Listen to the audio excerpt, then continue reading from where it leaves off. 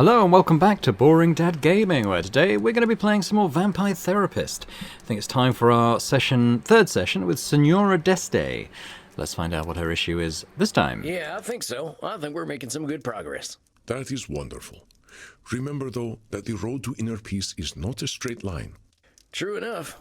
I like to say I didn't make my path. Nature did. Samuel, you have the makings of a poet. Oh, I meant it more literally. When I was walking in the woods, I just walked where the land led me. But you see, this is a wonderful metaphor. If there is a valley between two mountains, that is the path nature takes us on. We often choose to climb the mountain instead when the easier path is made for us. Your experience guides your intuition more than you might expect, my friend. Guess it's that peasant wisdom the Signora mentions. Be careful with the labeling, my friend. I didn't mean it in a bad way. I ain't ashamed of being a peasant. I'm just folks, as we like to say. I can see why the Signora has become quite fond of you. Are you prepared for your session with her? Yeah, I think with our progress, there might be some other distortions to focus on. Let me think. So control fallacy is her main one, as we know. I think she's quite prone to should statements. Any of the new ones? She does think that she's always right, so that's probably going to come up. Maybe blaming. And very black and white thinking as well. I think that probably sums her up quite well. I mean, I'm sure some of these will come up as well, but I think in the main, I think these probably cover a lot of bases. All right, locked and loaded. The people of your country have so many colorful phrases having to do with firearms. I do not understand the obsession. I can't explain it neither. I shall leave you alone with the Signora, Samuel. Howdy, Signora. Good to see you tonight. You are looking forward to seeing me? Well, sure I was. You're an interesting person, Signora. It's a privilege to get to know you. I suppose you have learned something of manners yourself. I thought a lot about the things we talked about last time, you know. Oh, yeah? What about exactly? About how foolish I was for wasting my time for so long fighting against reality. Foolish I was for wasting my time fighting against reality.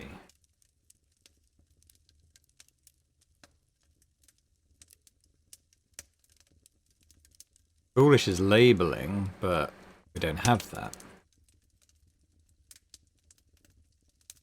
Is it blaming? Blaming reality for...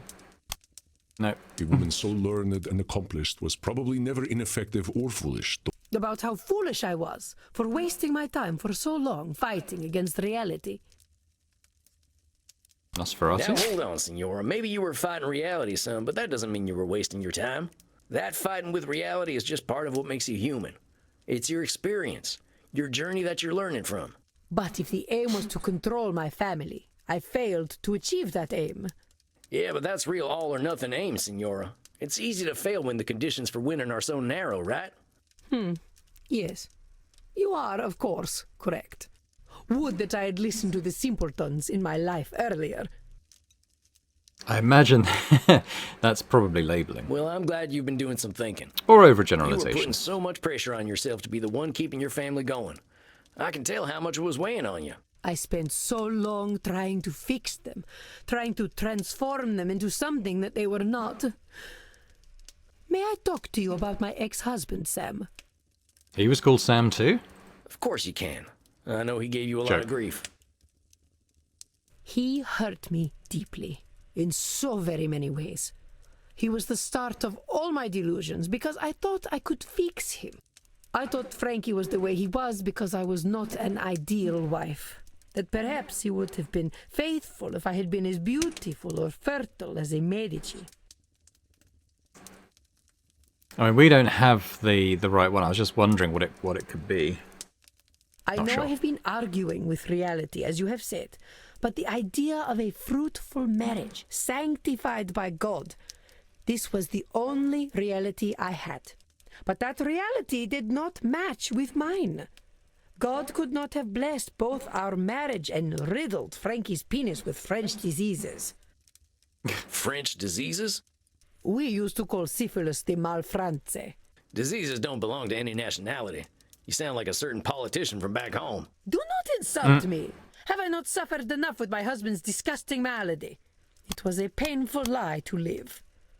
I could only conclude from my sorrow that God was testing me. Endlessly. Blaming God? Ugh. The Signora was seeking a justification for her feelings, and I believe she found one. It was a painful lie to live. Control? I want to challenge you on something there. That sounds like a kind of hopeless statement. Like you're doomed to keep being tested on God's terms. Perhaps it was hopeless. As you said, Isabella d'Este and Francesco Gonzaga could not change their natures. That's true, but here's the thing. Does that mean you were doomed, or were you just doomed on God's terms? I think this just needs a little reframing. I know you were dealt a rough hand, but it doesn't necessarily mean you were being tested. Sometimes we just gotta make do with the hand we got. What I'm suggesting is that then and now, a radical acceptance approach could have helped you. What do you mean?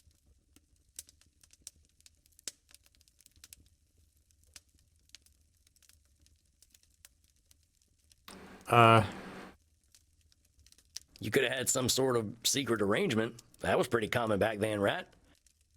Oh, we did have a secret arrangement. The arrangement was that he kept secrets from me and I pretended not to know about them. Had you ever considered talking about it? I could not. You do not know what it was like back then. A woman, even one such as I, was always subject to her husband. I did not have a say in his affairs. I had to play the part of the good wife and mother. You must understand, I only earned my significant power by playing the societal game. But he knew you were aware of his indiscretions, didn't he?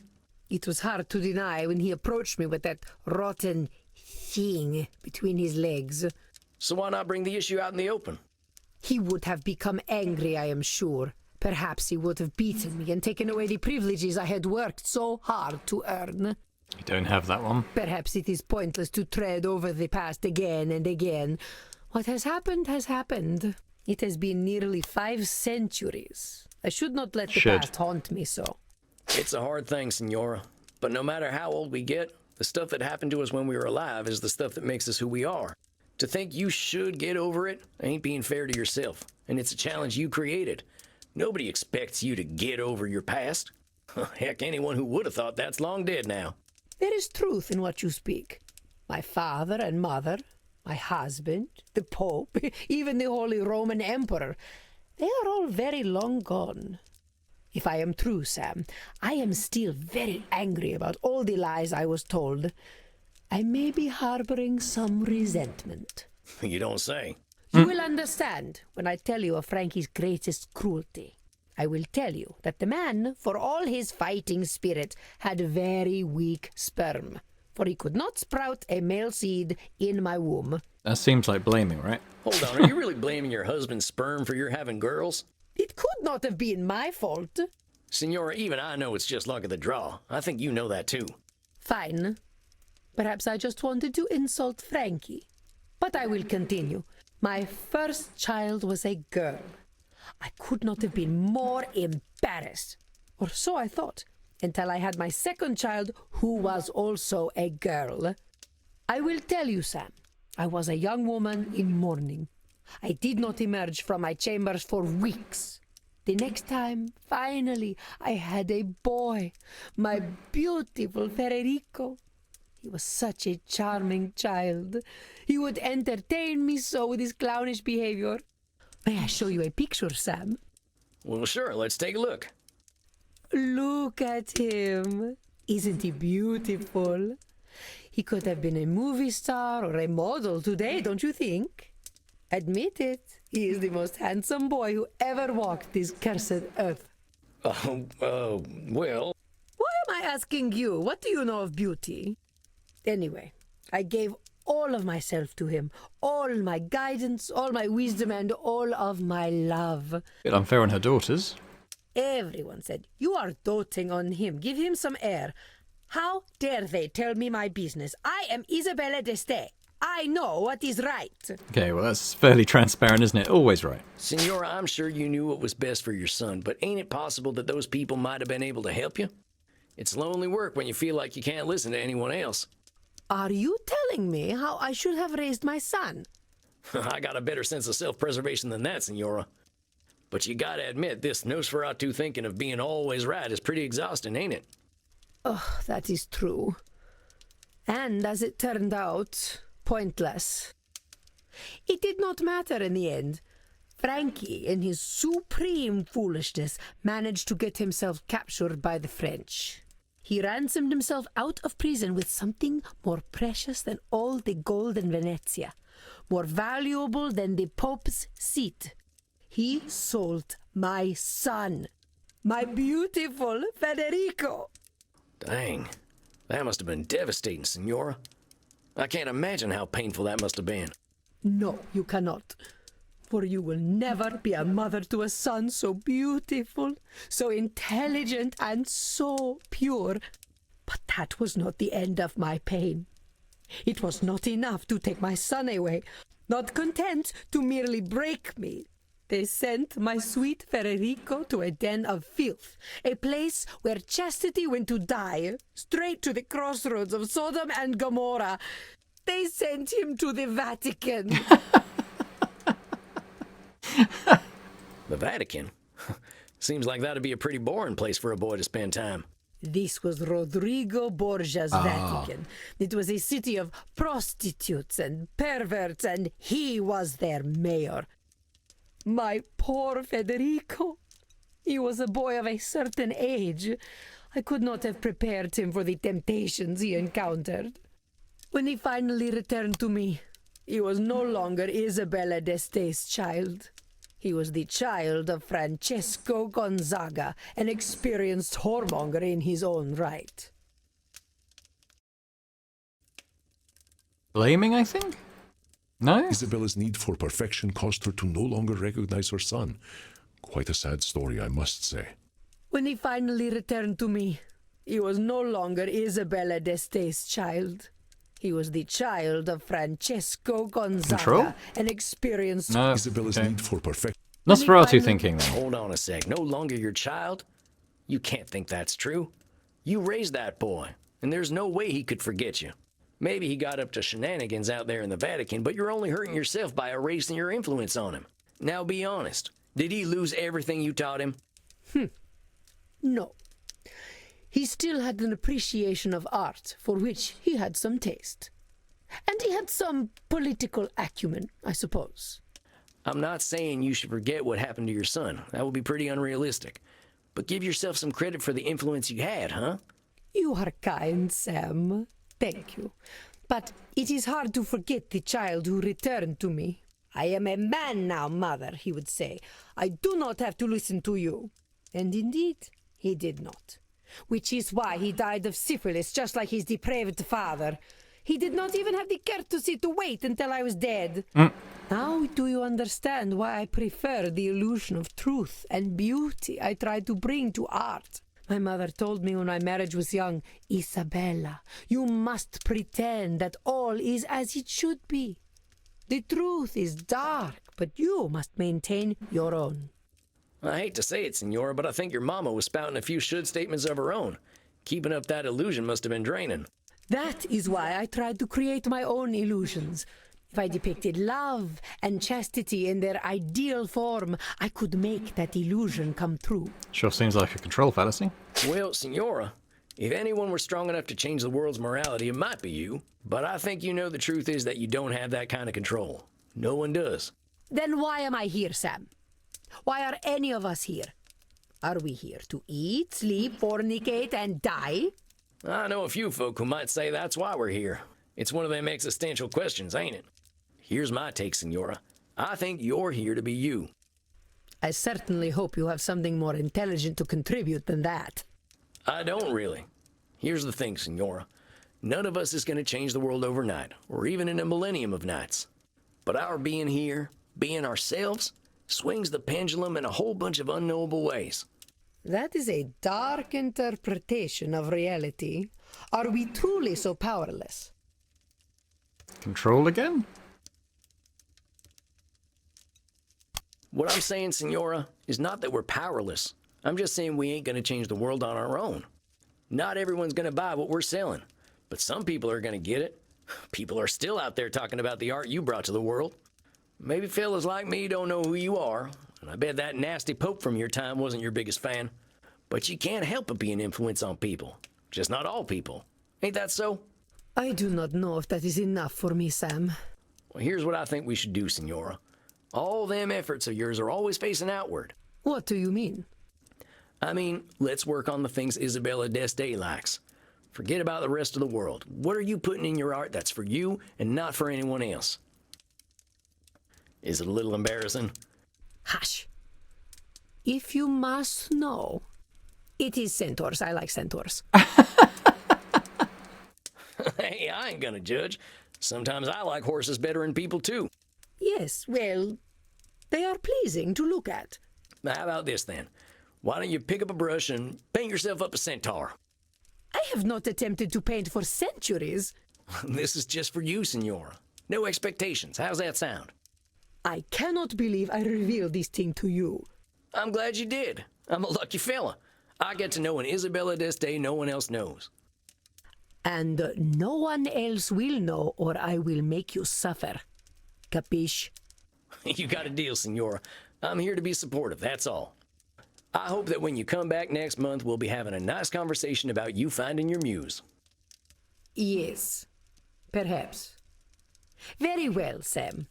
I do not understand your ways, but I cannot deny you have a certain untamed wisdom. I shall attempt to paint a centaur. This is not what I expected from therapy, but I shall do as you suggest. I shall see you in 4 weeks, then. Arrivederci, Sam. Oh yeah, see you soon, Signora.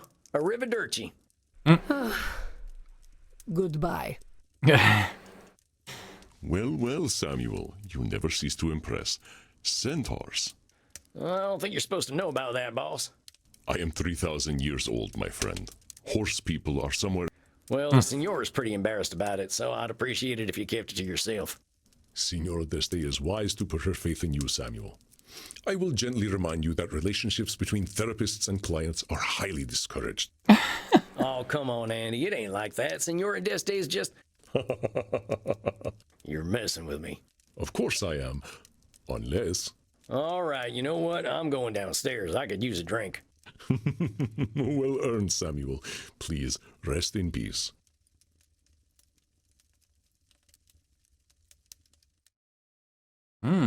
Interesting.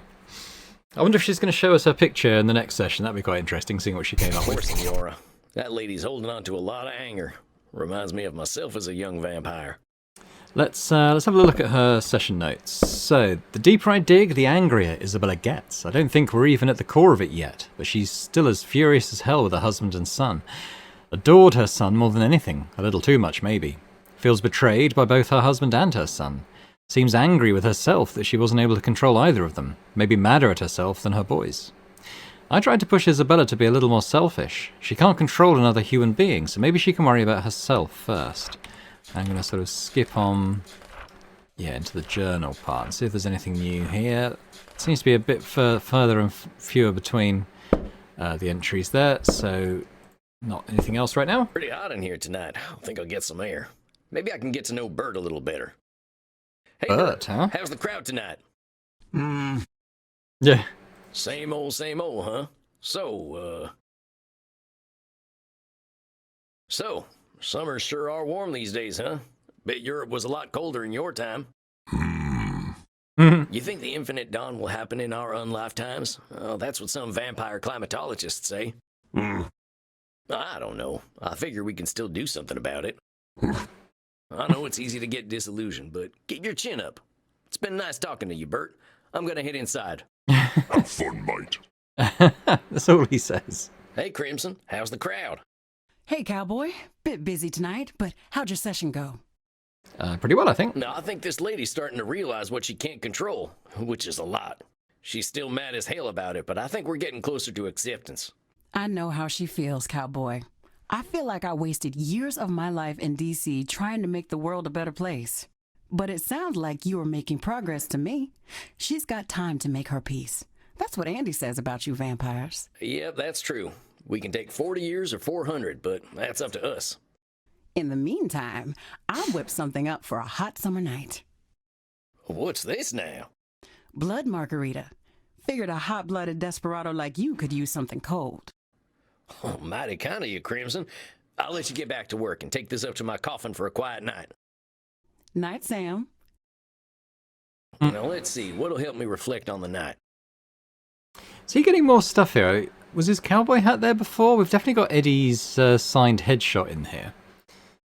Maybe we're personalizing it a little bit as we go. I think there's something Omar Khayyam once wrote that I can look up. Or I could watch Buster Keaton almost get himself killed a bunch. Oh, go on, read the poetry this time. Well, one of my transcendentalist friends told me about this one. I ain't too good with poetry, but this piece always stuck with me. The moving finger writes, and having writ, moves on. Nor all thy piety nor wit shall lure it back to cancel half a line, nor all thy tears wash a word out of it. Funny how people in far-off places and times always had some similar perspectives. Omar's right. You can't change the past. I think that's enough for one night. Better get me some shut-eye. Got the feeling my work's gonna get harder before it gets easier. Mm-hmm. So we're due to see... is it Eddie again? I think it's Eddie next, isn't it?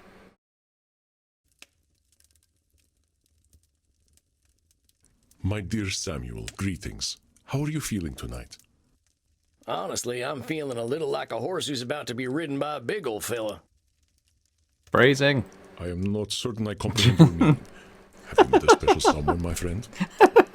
What? No, it ain't that. I mean, I'm feeling a little on edge. Edmund's coming in. Aha, our actor friend. What about him has you nervous, Samuel? He's just a lot to deal with. I find myself a little drained after our sessions. Ah, yes. Challenging the reality distortion fields of those with narcissistic tendencies is taxing. I know, but if I'm here doing this therapist thing, I should help him one way or another. Ah, remember your own distortions. You are under no obligation to help Edmund. If helping him drains you, remember that you do not have to aid him. Yeah, you're right. I still want to try, though. I want to see if I can help him. I shall not stand in your way, then. Have you an idea of what distortions he might be exhibiting tonight?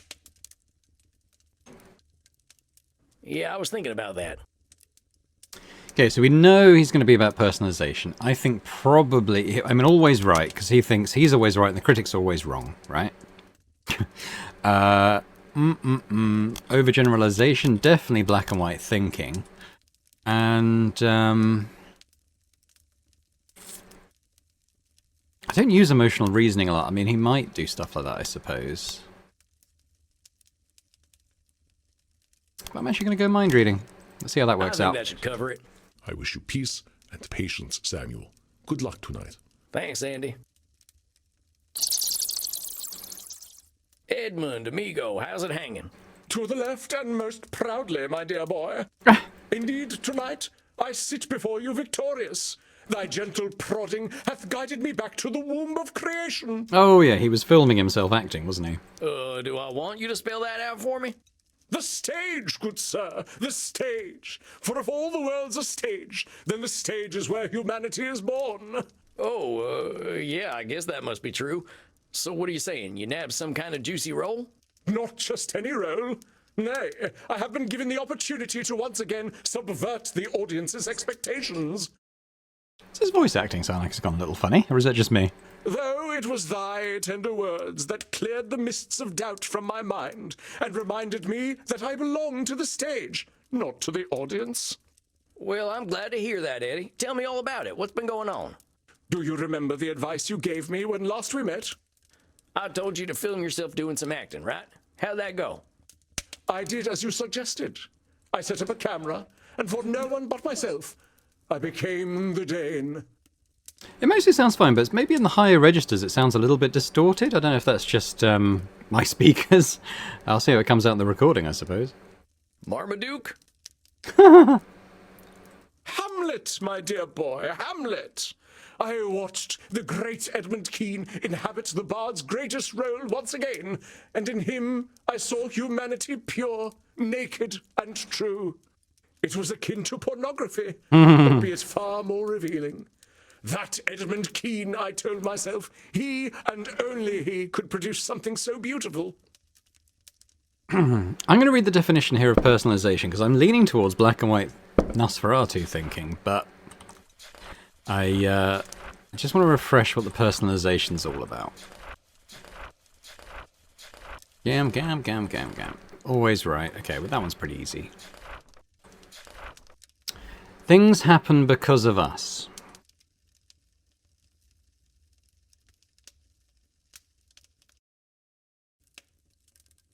Okay.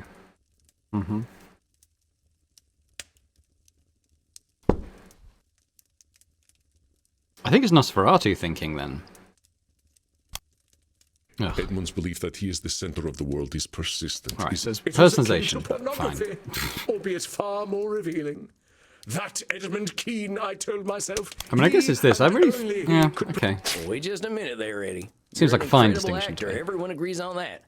But it's a big world out there, and everyone's got their own experiences. We all got capacity to do incredible things. It's a combination of luck, perseverance, and being in the right place at the right time. You ain't a great actor because you're Edmund Kean. You're a great actor because of the things that made you Edmund Kean.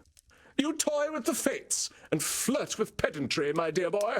Oh, it is oft said that an infinite number of monkeys with an infinite number of typewriters and infinite time could produce all the works of Shakespeare, but such a thing is infinitely unlikely. If you will permit me to continue, to watch myself act without an audience was simply rapturous.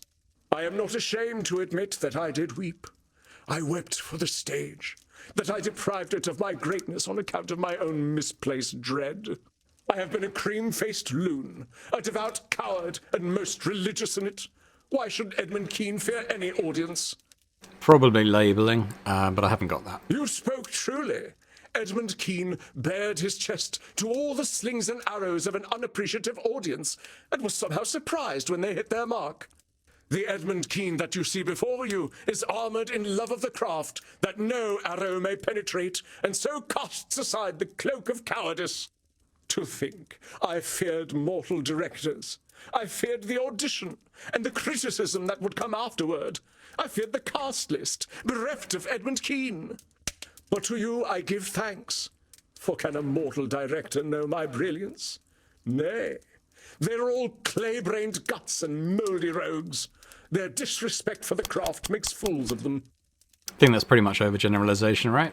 I think you're painting them directors with a broad brush, Eddie. I get that you've got more experience with acting than mortals, but all directors ain't the same. Hell, I'd even go so far as to say you could learn from some of them. They know they're gonna die, and that's perspective we vampires need sometimes. Thou hast cut me to the quick, my friend. Perhaps some of what you say is true. However, I know in my damned soul that the stage is worse off without Edmund Kean, and nothing any mortal director can say will disabuse me of this. That would be always right, I think. Ergo, I did ask myself, Oh no, got always right. what is an audition? Is it a trial to overcome? Is a director a god dispensing holy judgment? And I replied, Edmund, do not ask such foolish questions, the answers to which thou knowest well. An audition, my dear boy, is not an opportunity, but an invitation to display the craft before another. So I told myself, why not act, dear boy? And so I did. So you did an audition, all right, that's great. Did you have fun with it? You speak so simply, my friend. Fun does not adequately describe the feeling one has when the muse takes over. It is transcendence, an affirmation of purpose, to condense humanity within oneself, if only for a moment. It is an orgasmic experience. That sounds intense, Eddie. Having an orgasm in front of someone else is pretty brave. Oh, but it is freeing. A true actor hides nothing.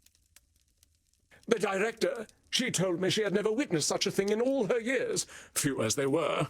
I am certain that she thought to herself, is this Dionysus reborn? Why have the fates graced mine eyes with such depth of the human spirit? Gotta be mind reading. So, how do you know she was thinking that, Eddie? Director's usually just thinking about how they can put on a good show, right? Oh, thou sweet babe, how little thou knowest. The poor lady has only seen a parade of mortals cross her door. How could she be prepared for Edmund Kean? Well, maybe she couldn't be. I'm just saying you're going to be a lot more content if you're dealing with truths. If you go into this assuming she thinks you're a god reborn, how are you going to work together? You both got your jobs. Hers is putting on the show, and yours is lighting up the stage. Reading her mind ain't letting her speak it. You must ever play the mirth-destroying ninny, mustn't you? Yes, I could not read her mind, I admit it. Art thou satisfied? It ain't about my satisfaction, Eddie. I'm just making sure you're going into this thing with a clear head. If you must, but allow me to continue. This time, my friend, I did not have to wait for a cast list at all. You are looking at a leading man once more. Hey, congratulations, Eddie. That's great. See, I knew you'd get your mojo back if you remembered what made you love the stage in the first place. For this, I am eternally grateful, and indeed, I do have an eternity to be grateful. Now I can already hear the calls resounding through the theatre. Kean! Kean! Kean! Give us Kean! You may want to pick a different name. Nonsense! They will say Edmund Kean has returned, and be none the wiser as to the accuracy of their statement. So what's the big role, Eddie? We get to the meat of it, unto the very sinew at last. They say that every story is a circle, that we return whence we came. So it is with me. 'Twas tragedy that made me, tragedy that formed me, tragedy that raised me to glory, and tragedy that shall do so once more. I shall play the part of Pierrot. Pierrot, the clown who cried. Pierrot, the mask of the tragedy that is life. I ain't familiar. I believe you are, though you know a far inferior version, the one made famous by that ludicrous creature, Grimaldi. Grimaldi who? Splud, my dear boy. Do you know nothing of late 18th century English theatre? They must have skipped that subject in frontier school. Grimaldi was the other influential actor in London. But whereas I drew out the soul and laid it bare on stage, Grimaldi, in comparison, was a clown, a jester, a funny man. Probably labeling. Grimaldi was an artist, like myself. But where my canvas was the soul, his was the latrine. When I strode upon the stage, my audience saw all the acts of life play out, in all their woe and joy. Oh, but Joey Grimaldi, the great clown himself, could create bottom noises with his armpit. Yet whose name was on the lips of the adoring public? Not Kean's, no. Not the bard's emissary. Give us the farting clown, they cried. Give us Grimaldi. So you see, my dear boy, for me to play the tragic clown Pierrot, this is my opportunity to take what Grimaldi stole from me. What did he steal? He stole my audience. Possibly personalization? Eddie, from what you've told me, I don't think you and this Grimaldi fella had the same audience. I don't think anyone showing up for a farting clown show and getting Edmund Kean is going to be too happy, and it'd have nothing to do with you. But if Grimaldi had not peddled his base filth, my audience would not have waned when it did. They would have been mine. And if the sun didn't shine, we could go out during the day. Come on, Eddie, the world ain't waiting on you. Grimaldi had his audience and you had yours. Ain't nothing wrong with that. Perhaps, though I weep bitter tears to think the people so base. And I weep for myself, my dear boy. The riches and fame he received should have been mine, and would have been, had the fates not cursed me with his birth. I mean, I'm thinking it's personalization again, even though it sounds like it should be a should statement, which I don't have here. The fates cursed you with Grimaldi's birth? I don't think baby Grimaldi was thinking too much about you, my friend. Well, no, he wasn't. He was 11 years my senior. So maybe he was cursed with your birth then. You delight in making me play the part of the fool, don't you? The point I'm trying to make is that making things about Grimaldi versus Kean ain't doing you any favors. There is some truth in your words. Why should I lower myself to his level? I am no flatulent jester. I am Edmund Kean. And mark my words, my boy. I shall cast Joseph Grimaldi from the Thespian Order. When I play Pierrot the Clown, Wikipedia shall forget all about that fool. You see, my dear boy, I have already calculated my triumphant return to the stage. Every move, every word, every expression shall be unassailable. You see, Edmund Kean is never wrong about matters of character. Gonna be always right. I'm glad to hear your confidence, Eddie, but I just want to give you a word or two of caution. Acting's all about humanity, not just Eddie Kean, right? If you don't give yourself a little room to bend, your audience might not see themselves in you. Ha! Let them dream their filthy little dreams. If my body is that which draws them in before I spring the theatrical trap, I care not. I didn't mean that. I just meant that you're drawing some hard boundaries acting-wise. Giving yourself some middle ground ain't a bad thing. I know you play your part, therapist, as I must play mine. I have heard your cautions. They need not be repeated.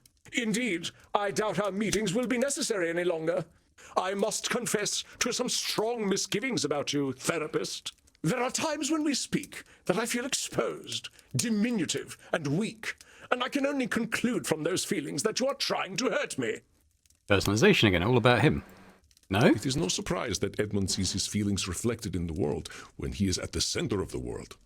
There are times when we speak that I feel exposed, diminutive, and weak, and I can only conclude from those feelings. Ah. It is no surprise that Edmund sees his... There are times when we speak that I Okay, feel so it's got to do the mind How reading. do you Right. know I'm trying to hurt you, Eddie?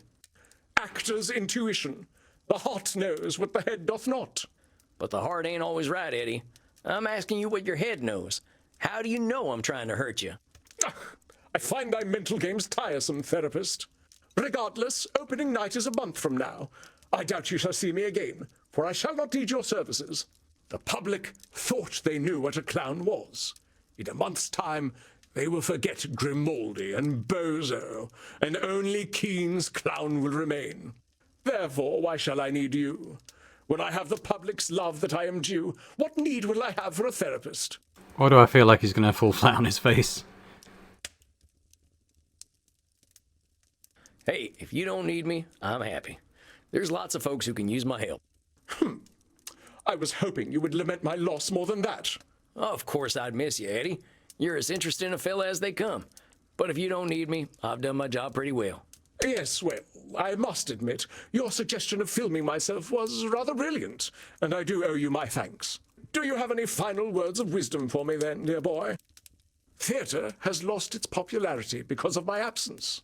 When the public takes notice of Edmund Kean once again, how might I prepare myself? I just want to remind you, Eddie, that even if you give the greatest performance of all time, people ain't waiting for you. Think about how you felt when you were acting for yourself and not for the audience. Ever the nemesis of mirth art thou, Sam Walls. But there is a little wisdom in what you speak. I shall remember Edmund Kean. I suppose, then, that this is goodbye, dear boy. You sure you don't want me to keep your session slot open for next month? There is no need. As you are so eager to help others, please do so, and worry not for Edmund Kean. Tell you what, I'll keep it open just this once. I'll take the night off if you don't show up. Sound good? Then I beg you enjoy a night of simple peace. You shall not see me. I give you thanks. And please, send me a V-mail. I shall arrange theatre tickets for you if you are ever in London. I'll do that, Eddie. You take care of yourself, you hear? I shall be Edmund Kean's greatest advocate. Farewell, therapist. May fortune favor you as it has me. Adios, Eddie. Well, Samuel, it seems you are down one client. Yeah, I guess so. If he thinks he doesn't need me, I guess I'm doing something right. You are unsure. I don't know, Andy. I think that fella's got some more work to do, but he ain't ready to do it yet. I believe you are correct, Samuel. I did warn you that this was likely to happen with our dear Edmund Kean. Do not consider it a failure of yours. Remember that we are all on our own journeys, and some of us need a little extra time to reach the next stage of that journey. Or in my case, a few thousand years. We cannot control the mind of any other. Yeah, I suppose that's the way it's got to be. Go downstairs and have a drink to fate's whimsical turns. It is that which we cannot control that makes... All right, Andy, that sounds good right about now. Go then, my friend. The night awaits. Rest in peace. Okay. We can have a look in our journal and just see the notes for Edmund's third session. Well, that was a weird one. I guess it always is with Edmund. Half the time I can't make heads or tails of what that feller's saying. So look at what session 3 says. I guess that's it for Eddie. He quit therapy today. I guess I'll close out my notes. Eddie got cast in a play as some famous clown he had a rivalry with back in the day. He's rekindled his love for acting, not just the audience. Still thinks everyone is waiting for him to light up the stage, obsessed with his own Wikipedia. I don't know how I feel about this one. I hope I'm wrong and that Eddie is going to be fine, though. Actors are strange. I'll go check in with Crimson and see if she's got any of her wisdom to share. How we doing tonight, Crimson? The drinks are flowing and the blood's pumping. Can't ask for more than that. How are you, Sam? Well, I had my first client graduate. They quit therapy today. Congratulations, cowboy. Helped a vampire see the light, huh? How do you feel about it? I swear this fella's just doubling down on the stuff that's making him unbalanced. He thinks he's gonna make the whole world admire him. I'm afraid he ain't nearly born enough for mass appeal. Sorry to hear it, Sam. I'm sure he must have gotten something out of talking to you, though. Well, even if not everyone loves what he's doing, at least he's doing what he loves. Hey, I'd call that a win, cowboy. Not everyone gets to do what they love. Sounds like you got some feelings about that. All right, I'm gonna let you in on a big, dark secret. Maybe even darker than the fact that I drink blood. I'll hold it with high honor, Crimson. I liked being a lawyer. Oh, you're right. That is dark. Oh, shut up. I was good, Sam. I fought the good fight, and I knew case law like the back of my hand. The law just moved too slowly for me in the end, and getting cancer made it seem meaningless. Now, I love this place, and I love Andy, but I know I wasn't born to bartend. Couldn't you practice law in Germany? You try learning German and tell me how it goes, Desperado. Oh, come on. It ain't that hard. I've picked up some German already. Ich spreche Deutsch good. Hold me, Maxie. The cowboy is being once again too cute. I believe I shall burst. Cowboy, come with us and we will teach you how to speak sehr good Deutsch. I think I hear my dinner calling. I'll talk to you later, Crimson. Be gentle with him, you two. Now we will teach you the German that is most important for you to know. It is important to ask politely when you wish to drink from someone's neck. Tell them, your neck is beautiful. May I drink from it? Ihr Hals ist wunderschön. Darf ich von Ihnen trinken? Now ask Reinhard if he will let you drink from his neck. It is very important to get the declensions correct in German.